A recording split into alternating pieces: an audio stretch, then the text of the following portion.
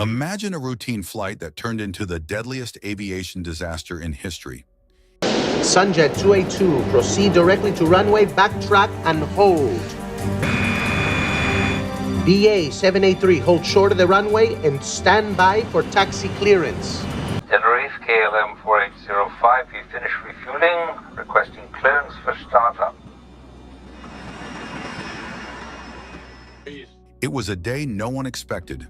Thick fog, 2 giant 747s, and a deadly mistake on a small runway in Tenerife. What happened next changed aviation safety forever. From heartbreak came lessons that transformed how we fly today. This is the story of the Tenerife disaster, a tragedy that reshaped the skies, a perfect storm of catastrophe. On March 27, 1977, a series of unfortunate events unfolded at Los Rodeos Airport, now Tenerife North Airport, in the Canary Islands, Spain. The main events began when a bomb explosion at Gran Canaria Airport forced authorities to divert several flights, including KLM Flight 4805 and Pan American Pan Am Flight 1736, to Tenerife. This was an unusual situation, as Los Rodeos was a small airport, not designed to accommodate the large number of planes now parked along the taxiway and runway. With both KLM and Pan Am's jumbo jets, which were bound for Gran Canaria, sitting on the runway, the pressure to resume normal operations grew. As the hours passed, visibility at the airport worsened. Heavy fog began to blanket the runway, limiting visibility for pilots and air traffic controllers alike. Miscommunications ensued as the KLM and Pan Am flights prepared for takeoff, with both aircrafts unknowingly placed on a collision course. While attempting to take off, KLM's Boeing 747 crashed into the Pan Am plane, killing 583 of the 644 passengers and crew members. Only 61 people survived, all of whom were on the Pan Am flight. A deadly miscommunication. The key factor leading to the disaster was a breakdown in communication, not only between the KLM and Pan Am crews, but also with air traffic control. One of the most tragic aspects was the KLM captain's misunderstanding of takeoff clearance. Captain Jacob Veldhuisen van Zanten, a respected and experienced pilot with KLM, misunderstood a message from air traffic control, believing he had been cleared for takeoff. However, in reality, the Pan Am 747 was still taxiing along the runway, making its way to an exit. Due to poor visibility from the fog, neither the KLM crew nor the Pan Am crew could see each other. The language barrier further exacerbated the situation, as KLM's Dutch crew and the Spanish-speaking air traffic controllers communicated in English, which was a second language for both. Consequently, certain phrases and terminology were misinterpreted. This problem was compounded by the use of non-standardized language. For example, the KLM captain's phrase, "We are now at takeoff," was meant to signify their position, but was mistaken by air traffic control as a confirmation that they were waiting, not moving. The situation was further complicated by time pressure. KLM's crew, including the captain, was concerned about potentially exceeding the pilot's duty hours, which could result in regulatory and financial consequences. This added layer of stress and urgency may have contributed to the hasty decision to proceed with takeoff without full clearance. Fog, fatigue, and human error. Visibility was a major issue as the heavy fog made it nearly impossible for either crew to see much beyond their immediate surroundings. The tower had no radar to help manage the aircraft's movements, relying on verbal updates to track their positions on the runway. With neither pilot able to spot the other due to the poor visibility, they depended entirely on communication and timing.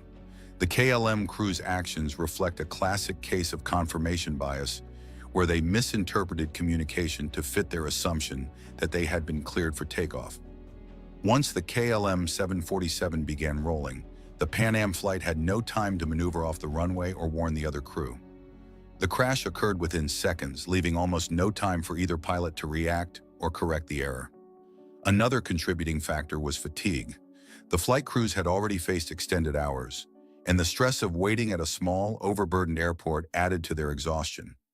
Fatigue can impair judgment, making pilots more susceptible to mistakes and miscommunications, particularly under pressure. In the case of Captain Van Zanten, a highly experienced pilot who had spent years training other pilots for KLM, Fatigue might have influenced his decision to proceed with takeoff under the assumption that clearance had been granted. The immediate aftermath. The collision was catastrophic. The impact destroyed both aircraft, with debris scattered across the runway. The flames and thick smoke limited escape routes for those who might have survived the initial crash, and most passengers died from fire or inhalation of toxic smoke. However, a small group of passengers from the Pan Am flight managed to survive, escaping through gaps in the fuselage. Rescue teams faced difficult conditions as they worked to evacuate survivors. With fog still hanging over the airfield and fire raging, emergency crews struggled to find and save survivors. As a result, many of those who initially survived were later overcome by smoke or fire before they could be reached. How Tenerife shaped aviation safety. The Tenerife disaster had a profound impact on the aviation industry, sparking major changes in safety protocols and communication practices. These changes aimed to address the miscommunications and human errors that led to the tragedy, ensuring that future aviation accidents would be preventable. One of the most significant outcomes was the standardization of cockpit communication, also known as Crew Resource Management, CRM. This approach encouraged open and direct communication between all crew members, regardless of rank or experience.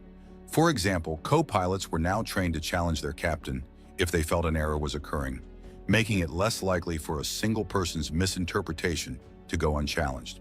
CRM encouraged a team atmosphere in the cockpit, emphasizing that even experienced captains could make mistakes. CRM training was soon adopted worldwide, transforming cockpit culture. No longer did captains have unchecked authority. Instead, airlines encouraged communication, even if it meant questioning a superior. Remembering Tenerife. The Tenerife disaster remains a somber reminder of how quickly small mistakes can cascade into disaster. It's also a story of resilience, as survivors and families of the victims have found ways to honor those who perished. Their stories continue to be told both in aviation circles and among those committed to making air travel safer. Ultimately, the Tenerife disaster serves as a turning point in aviation history. It taught the industry invaluable lessons, encouraging it to build systems that prioritize human lives above all else. Every time a pilot communicates with air traffic control or a co-pilot questions an instruction, they pay silent tribute to the lives lost in that fateful crash. Thanks to the painful lessons learned from Tenerife, airline safety standards continue to evolve, ensuring that air travel remains one of the safest modes of transportation. Thanks for watching. Don't forget to like and subscribe for more videos.